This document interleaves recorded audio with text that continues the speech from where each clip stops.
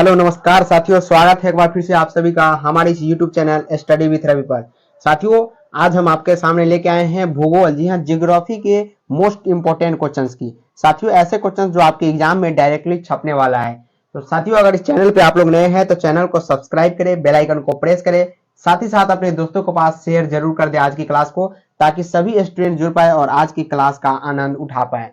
तो चलिए फटाफट से आप लोग क्लास को एक बार शेयर कर देंगे, वीडियो को लाइक कर देंगे, ताकि हमें पता चले कि आप लोग उपस्थित है क्लास में। तो फटाफट से आप लोग वीडियो को लाइक करके चैनल को सब्सक्राइब कर दीजिए, ताकि आज की क्लास को स्टार्ट किया जाएगा। साथियों, आज भूगोल के मोस्ट इंपोर्टेंट प्रश्न की बात करेंगे। चलिए स्टार्ट करते हैं आज की क्लास को। आज की क्लास में देखते हैं कि आपके सामने कैसा प्रश्न आने वाला है और ये एग्जाम के लिए इंपॉर्टेंट होगा। ज्योग्राफी का पहला क्लास है आप लोगों के लिए और मोस्ट इंपोर्टेंट क्लास आपके सामने आ गया है। तो मोस्ट वीवीआई सेट नंबर 1 की आज हम बात करेंगे। क्वेश्चंस और आंसर आपके पीडीएफ में इंक्लूड किया गया है, ताकि आपको रिवीजन करने में कोई भी दिक्कत का सामना न करना पड़े। साथियों, जब आपको पीडीएफ मिलेगा तो रिवीजन करने में आपको आसानी होगा, इसलिए यहाँ पे आंसर भी लिखा गया है पीडीएफ में। सर, पीडीएफ कहाँ से मिलेगा? तो पीडीएफ आपको डिस्क्रिप्शन में टेलीग्राम चैनल का लिंक मिल जाएगा, या आप लोग सर्च मार सकते हैं टेलीग्राम पे स्टडी विथ रवि, वहां पे आपको मिल जाएगा। क्या मारिएगा? स्टडी विथ रवि, ध्यान से दीजिए, STUDY स्टडी, WITH विथ और RAVI। जब इसे मारेंगे तो आपको सामने आ जाएगा। जैसा लोगो आपके यूट्यूब चैनल पे लगा हुआ है वैसा ही लोगो आपको मिल जाएगा टेलीग्राम चैनल पे। आप लोग जरूर ज्वाइन कीजिए, ताकि आपको जितने भी टॉपर्स नोट्स है सभी वहां पे आपको मिल जाएगा।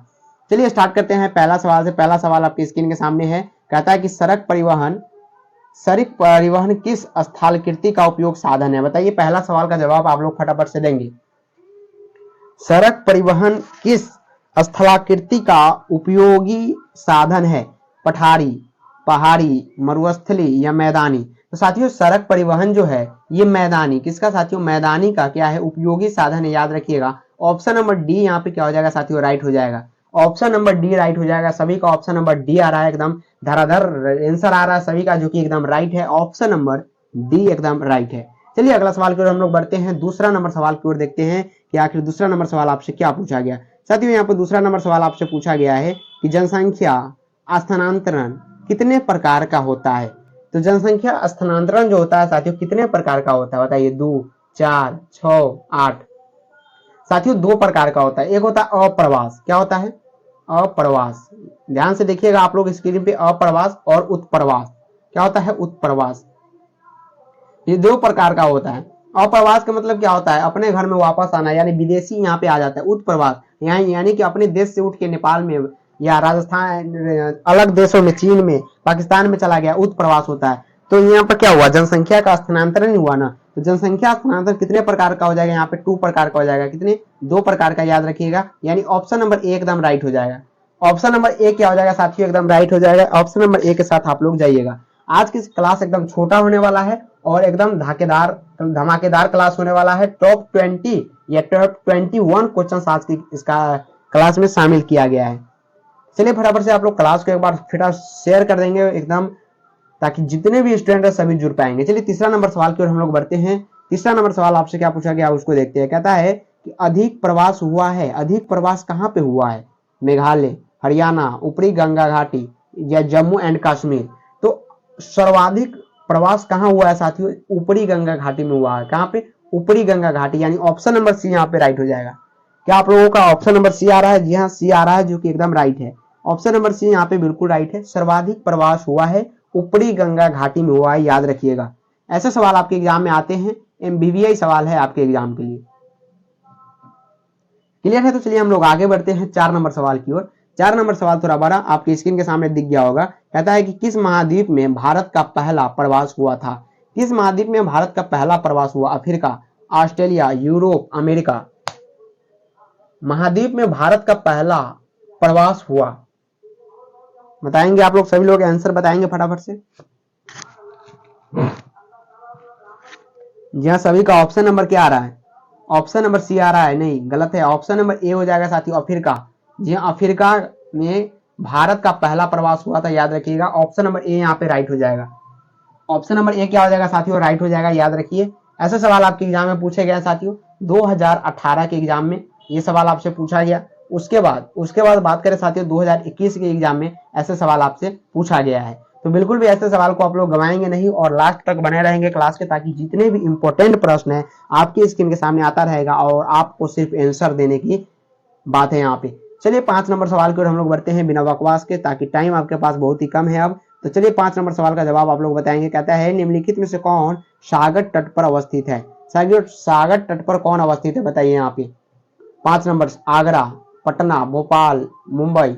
तो कौन सागर तट पर अवस्थित है? इसका जवाब आप लोग फटाफट से देखिए। आंसर भी आपके स्क्रीन के सामने है कि कौन सागर तट पर अवस्थित है।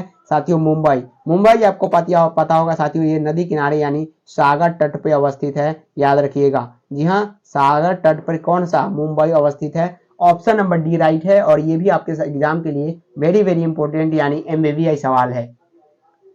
हम लोग आगे बढ़ेंगे अगला सवाल की ओर। आगे देखते हैं आपसे क्या पूछा गया है। 6 नंबर सवाल की ओर हम लोग बढ़ते हैं। साथियों 6 नंबर सवाल आपकी स्क्रीन के सामने है। कौन उत्तर भारतीय शहर है?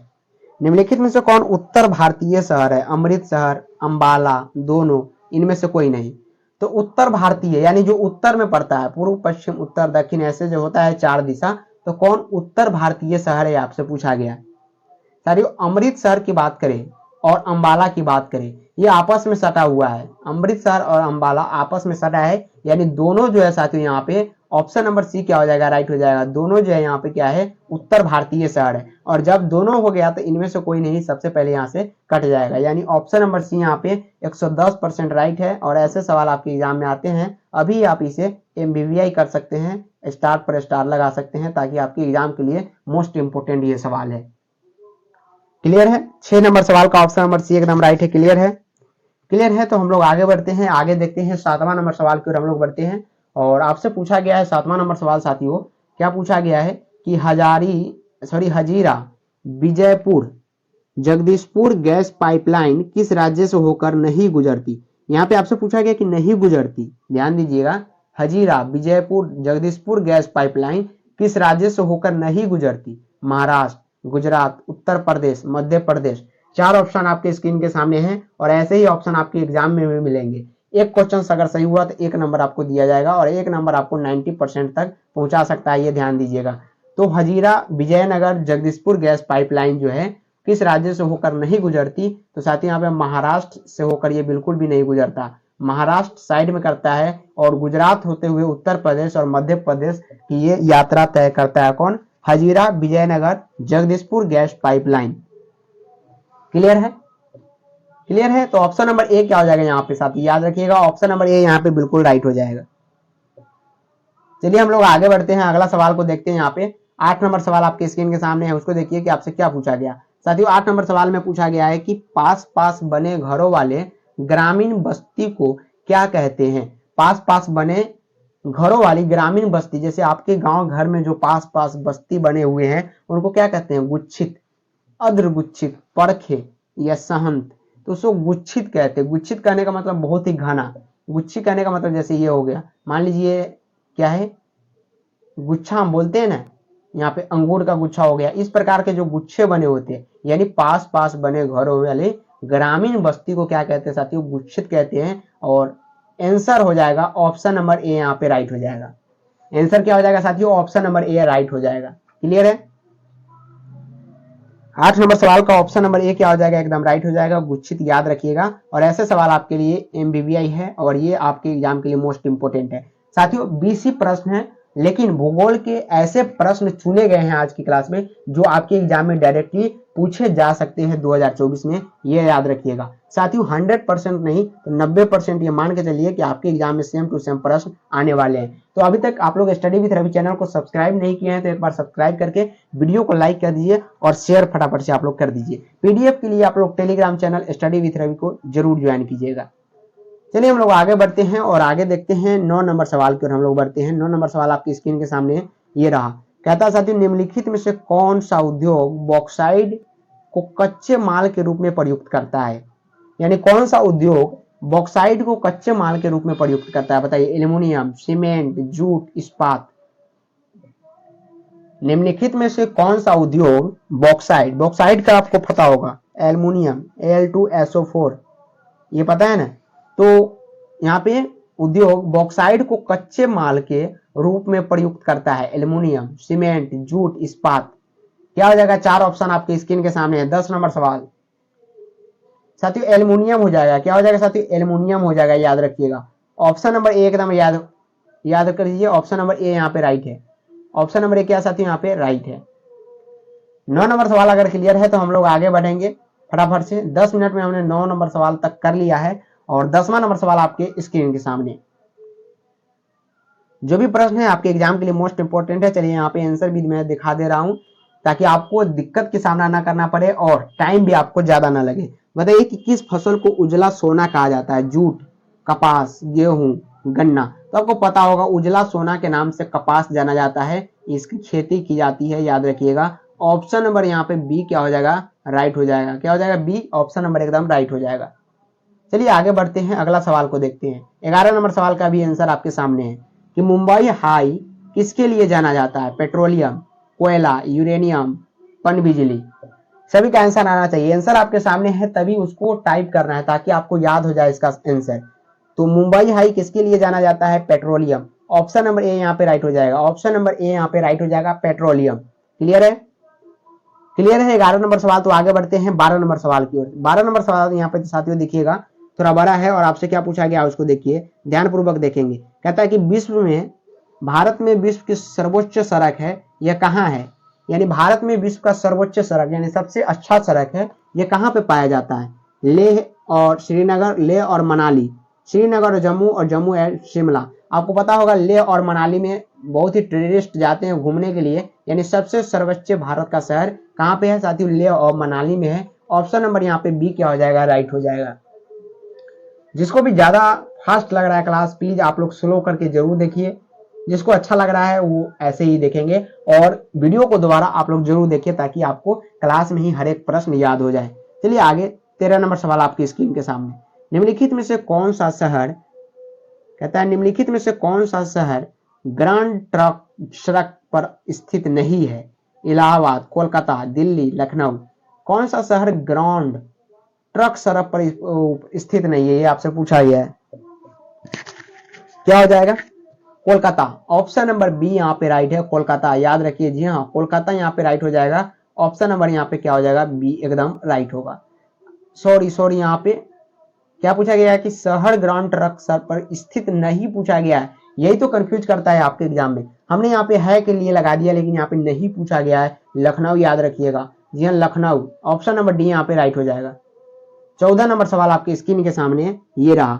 14 नंबर सवाल है साथियों कि राष्ट्रीय राजमार्ग संख्या 7 निम्नलिखित में से किस राज्य से होकर नहीं गुजरती? फिर से ध्यान देने वाले क्वेश्चन है और नहीं वाले कंफ्यूज आपको ज्यादा करता है। तो यहाँ से आपसे पूछा गया कि राष्ट्रीय राजमार्ग संख्या 7 निम्नलिखित में से किस राज्य से होकर नहीं गुजरती है? मध्य प्रदेश, महाराष्ट्र, कर्नाटका, केरल। बताइए फटाफट से आप लोग। 14 नंबर सवाल का जवाब आप लोग फटाफट से बताएंगे। सभी का आंसर जवाब आना चाहिए कमेंट बॉक्स में। साथ ही साथ साथियों मैं आपको बता दूं यहाँ पे साइंस, कॉमर्स, आर्ट्स सभी की तैयारी कराई जाती है। साथ ही साथ पैरामेडिकल की भी तैयारी हमारी टीमों द्वारा आपको कराई जाएगी। तो आप लोग चैनल को सब्सक्राइब करके वीडियो को शेयर कर दीजिए और ज्यादा से ज्यादा अपने दोस्तों को जोड़ने का प्रयास कीजिए। साथ ही साथ टेलीग्राम में भी जोड़ने का प्रयास कीजिए ताकि सभी को टॉपर्स नोट्स वहां पे मिल सके। तो यहाँ पे ऑप्शन नंबर डी यहाँ पे राइट हो जाएगा साथियों, याद रखिएगा केरल हो जाएगा। किस राज्य से होकर नहीं गुजरती? तो केरल से होकर यहाँ पे नहीं गुजरती है। चलिए 15 नंबर सवाल को देखते हैं। 15 नंबर सवाल आपकी स्क्रीन के सामने दिख गया होगा। आपसे पूछा जा रहा है साथियों यहाँ पे 15 नंबर सवाल थोड़ा छोटा करता हूँ। चलिए देखिए, कहता है कि कोंकण रेल किन राज्यों से होकर गुजरती है? कोंकण रेल किन राज्यों से होकर गुजरती है? महाराष्ट्र, कर्नाटक, केरल। महाराष्ट्र, गोवा, कर्नाटक, केरल। महाराष्ट्र, गोवा, कर्नाटक या महाराष्ट्र, केरल, गोवा। 4 ऑप्शन आपके स्क्रीन के सामने है और एक ऑप्शन आपको 90% दिलाने से कोई नहीं रोक सकता और एक चैनल स्टडी विथ रवि आपको 90% लाने के लिए प्रेरित कर रहा है बार बार कि आप लोग रोज का क्लास देखिए। तो कोंकण जो है रेल किस राज्य से होकर गुजरती है? तो यह महाराष्ट्र, गोवा और कर्नाटका होते हुए गुजरती है। यानी 15 नंबर सवाल का जवाब जो हो जाएगा ऑप्शन नंबर सी एकदम राइट हो जाएगा। क्लियर है? तो आगे बढ़ते हैं। क्लियर है? 16 नंबर सवाल को देखिए। कहता है कि निम्नलिखित में से किस स्थान पर भूमिगत रेल मार्ग है? हैदराबाद और अहमदाबाद, मुंबई, कोलकाता। तो आंसर में आपको दिख गया होगा भारत में किस स्थान पर भूमिगत रेल मार्ग है? तो कोलकाता में है। कोलकाता में क्या है? भूमिगत कहने का मतलब भूमि के अंदर चलता है। भूमि के अंदर क्या चलता है साथियों? यहाँ पे रेलगाड़ी चलता है, इसका मतलब ये है। तो कोलकाता में क्या है? भूमिगत रेल मार्ग उपस्थित है। क्लियर? ये सवाल आपके लिए मोस्ट इंपोर्टेंट है, एमबीबीआई। चाहे तो आप इसका स्क्रीनशॉट लेके रख सकते हैं, एग्जाम के दिन आप मुझे ये भेज सकते हैं, क्योंकि एग्जाम के दिन ऐसे सवाल आपको छपने वाला है। चलिए आगे 17 नंबर सवाल की ओर हम लोग बढ़ते हैं। कहता है कि भारत की सबसे कम आयात होता है, यानी भारत का सबसे कम आयात होता है किसका? पूर्वी यूरोपीय देशों से, सार्क देशों से, यूरोपियन आर्थिक समुदाय से, या ऑस्ट्रेलिया से। चार ऑप्शन आपके स्क्रीन के सामने है। पूर्वीय भारतीय देशों से, सार्क देश से, यूरोपियन आर्थिक समुदाय से, या ऑस्ट्रेलिया से। आप लोग बताएंगे। चार ऑप्शन आपको पूरी तरह से दिख गया होगा। तो ये साथियों होता है पूर्वीय यूरोपीय देशों से होता है। याद रखिए, सिंपल सी बात है। ऑप्शन नंबर ए यहाँ पे क्या हो जाएगा? राइट हो जाएगा। 17 नंबर सवाल का ऑप्शन नंबर ए यहाँ पे बिल्कुल राइट है। अगला सवाल की ओर हम लोग बढ़ते हैं। 18 नंबर सवाल आपके स्क्रीन के सामने, आंसर भी दिख गया होगा, ताकि मैं बिल्कुल भी नहीं चाहता कि आपका ज्यादा से ज्यादा टाइम वेस्ट हो। मैं चाहता हूं कि कम समय में आप लोगों को ज्यादा क्वेश्चंस प्रोवाइड किया जाए। तो भारत में तंबाकू का सर्वाधिक मात्रा में निर्यात करने वाला बंदरगाह ये चेन्नई बंदरगाह है। चेन्नई बंदरगाह साथियों भारत में तंबाकू का सर्वाधिक यानी सबसे ज्यादा मात्रा में निर्यात करने वाला बंदरगाह, निर्यात यानी आदान प्रदान करने वाला बंदरगाह है, ये याद रखिए। 18 नंबर क्लियर है। तो हम लोग 19 नंबर पर चलते हैं। 19 नंबर सवाल आपकी स्क्रीन के सामने यहाँ पे दिख गया होगा। निम्नलिखित में से कौन सा बंदरगाह पश्चिमी घाट तट का नहीं है? तो ये हल्दिया नहीं है। ऑप्शन नंबर ए यहाँ पे राइट हो जाएगा। क्या हो जाएगा? हल्दिया। सेकेंड लास्ट क्वेश्चन आपके स्क्रीन के सामने ये रहा। निम्नलिखित में से कौन सा पतन पूर्वी तट पर स्थित है साथियों? तो पूर्वी तट पर जो है वो चेन्नई स्थित है। कौन है? चेन्नई। ऑप्शन नंबर यहाँ पे डी राइट हो जाएगा। और आज की लास्ट सवाल आपके स्क्रीन के सामने आंसर के साथ कहता है निम्नलिखित में से कौन एक अंतर्देशीय पतन है? कोच्चि। याद रखिए ऑप्शन नंबर ए। तो आप लोग बताएंगे कमेंट करके साथियों कि आज की T20 वाली क्लास यानी टोटल के टोटल 20 क्वेश्चंस की क्लास आज की क्लास में रहा है। और आज की क्लास से आपको 5 क्वेश्चन साथियों एमबीबीआई है आपके एग्जाम के लिए, इसे आप जरूर याद कर लीजिएगा, ताकि आपके एग्जाम में ये 5 क्वेश्चन न छूटे। तो आप लोग बताइएगा कि आंसर के साथ पीडीएफ को लाना आपके लिए कितना लाभदायक है, और आज की क्लास आपके लिए कैसा रहा। तब तक के लिए साथियों इतना ही। जय हिंद, जय भारत, जय बिहार, गुड नाइट।